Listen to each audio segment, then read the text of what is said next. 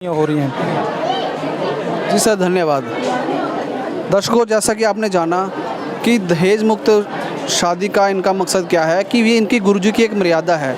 मर्यादा बहुत अच्छी है, जिससे समाज में ये मैसेज आता है कि लड़की को घबराने की ज़रूरत नहीं है और जिसके घर में लड़की पैदा हो जाती है उनको भी घबराने की ज़रूरत नहीं है। अगर वो असमर्थ हैं तो वो संत रामपाल जी महाराज जी के शरण में आ सकते हैं, जहाँ पे किसी भी तरह की समाज की कुरीति को नहीं अपनाया जाता है। जैसे कि इन्होंने बताया कि समाज में जो भी कुरीतियाँ हैं, जैसे नशा मुक्ति है या फिर दहेज प्रथा है या किसी भी तरह की कोई भी कुरीति है, वो संत रामपाल जी महाराज छुड़ाते हैं। तो संत रामपाल जी की ये मर्यादा है। और भी कुछ श्रद्धालु हैं, उनसे ये जानने की कोशिश करते हैं कि उन्होंने ये ज्ञान लिया है तो उनसे मतलब कि जनता में क्या मैसेज देना चाहते हैं। जी, जो हम जैसे गाड़ियों पे जहाँ दीवारों पे देखते हैं बेटी बचाओ बेटी पढ़ाओ, तो संत रामपाल जी महाराज के सानिध्य में जो विवाह रमणी हुई है, ये नारा अभी सिद्ध हुआ है। अभी किसी भी गरीब के घर में बेटी होगी तो उसको संत रामपाल जी महाराज का शिष्य होगा तो उसको कोई ज़रूरत नहीं है, कोई खर्चा नहीं है, सब कुछ फ्री में होता है इधर। और जो घरों में बेटियों को मारा जाता था, ऐसे ही जो सिर्फ एक ही कारण था, वो दहेज की वजह से मारा जाता था घर में।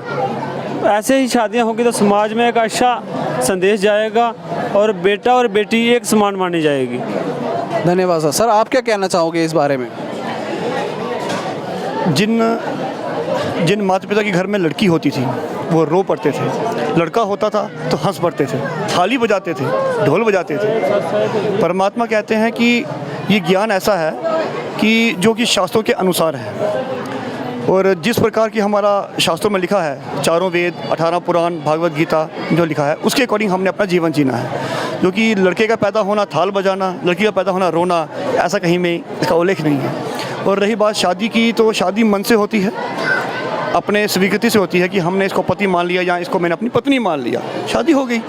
तो ये इतना आडंबर करना, ओला में फेरे लेना, बेदी बिछाना, फिर वो दहेज लेना देना, फिर ये दो वो दो, सब कुछ आडंबर जो है, ये तो एक लालच की वजह से है, जो कि एक राक्षस के समान है।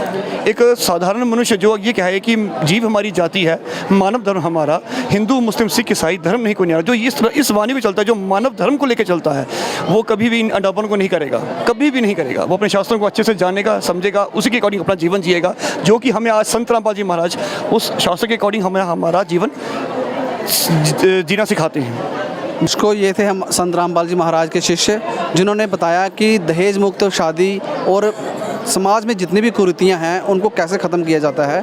तो और भी यहाँ पे आपको दृश्य दिखाएंगे कि यहाँ पे लंगर की व्यवस्था भी की गई है। दर्शकों, ये थे संत रामपाल जी महाराज के शिष्य, जिन्होंने बहुत ही सिंपल तरीके से शादी समारोह का समागम किया था और वो संपन्न हुआ है। तो इसी के साथ मुझे दीजिए इजाज़त, और कैमरामैन मणिशंकर के साथ Manoj Kumar, SN news JNK। धन्यवाद।